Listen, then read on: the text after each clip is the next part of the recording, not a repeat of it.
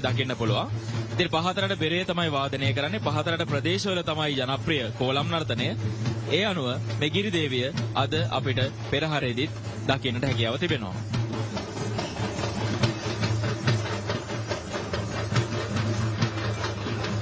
අපි නැවතත් දකිනවා ඇසළ පෙරහර මාංගල්‍ය විචිත්‍රවත් කරන වේවැල් නර්තන කණ්ඩායමක්.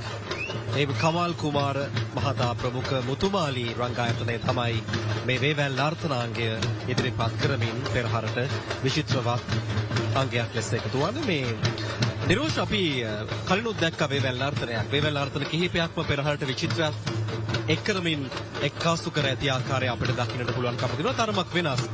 පෙර නර්තනයට සාපේක්ෂව මේ නර්තනයේ ඇඳුමේ වර්ණය සහ ඒ රටාව වෙනස් කර තිබෙන ආකාරයක් දකින්නට පුළුවන්. මේ පෙරහරට යම් විචිත්‍රත්වයක් එක් කරමින් මේ ආකාරයෙන් වේවැල් නර්තනය එක්කාසු වෙද්දී මේ වේවැල් නර්තනයේදී සංයමය පවත්වා ගැනීම හරි වැදගත්. එකිනෙක පටලවා නොගෙන ඒ වේගය රිද්මය පවත්වා ගැනීම තරමක් අපහසුයි. කොහොමද මේ රිද්මය වේගය සහ පටලවා නොගැනීම මේ කරුණු එකිනෙක වුන් ප්‍රගුණ කරන්නේ? ඇතර මේ ශිල්පීය ප්‍රාගුණ්‍ය තමයි ඔවුන් නිරන්තරයෙන් සතත අභ්‍යාසයේ නියැලෙනවා. නිරන්තරයෙන් අභ්‍යාසයේ නියැලෙන අපි කියන සතත අභ්‍යාසය කියලා. ඒ අනුව තමයි ඔවුන්ට මෙවැනි හරඹයක් කරන්නට හැකියාව ලැබිලා තියෙන්නේ. ඉතින් ඔබ කිව්වා දැන් මෙහි ඇඳුම් කට්ටලේ යම් වෙනසක් සිදු වෙලා තියෙනවා කියලා. ඉතින් එය තමයි ජන නැටුමක තිබෙන ස්වභාවය. නිශ්චිත ඇඳුම් කට්ටලයක් නැහැ. ඕනම ඇඳුම් කට්ටලයක් ඇඟලාගෙන සරල ඇඳුම් කට්ටලයක් ඇඟලාගෙන රංගනය දෙන්නට පුළුවන්. දැන් බලන්න මේ එකම මාත්‍රාව තමයි ඔවුන් පාගන්නේ. හරිම සරලයි.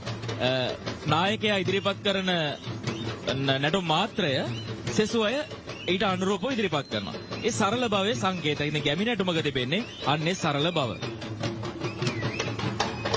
ඒ සරල බව අප දුටුවත් සරල බවට එහා ගියපු සංකීර්ණත්වයකුත් මේ නැටුමෙන් කියවා ගන්න පුළුවන් කියලා හිතනවා. මොකද කෙනෙකුට හිතන්නට පුළුවන් අනේ අපි ඔතන හිටියා නම් එහෙම ඔය ටික ඔක්කොම පටලවාගෙනනේ. එහෙමත් නැත්නම් කොහොමද මේක මේ කරන්නේ? ඒ වගේම අපි දෙපැත්තෙන් දකිනවා ගින්දරත් භාවිතා කරමින් මේ නර්තනය හැඩ කරන්නට ඔවුන් උත්සුක වෙලා තිබෙනවා. ඉතින් පහතුරට බෙර හැඩයට ඔවුන් ගමන් අඩි තියමින් මම හිතන්නේ මේ ස්ථානයේ රැස්වලා ඉන්න සදහැවතුන්ට ඒ වගේම රූපවාහිනී අප නරඹන සදහැවතුන්ට බැතිමතුන්ට මේ විචිත්‍රත්වයේ කරන ආකාරය තමයි ඔබගේ දැස් ඉදිරියේ මේ පෙනෙන්නේ.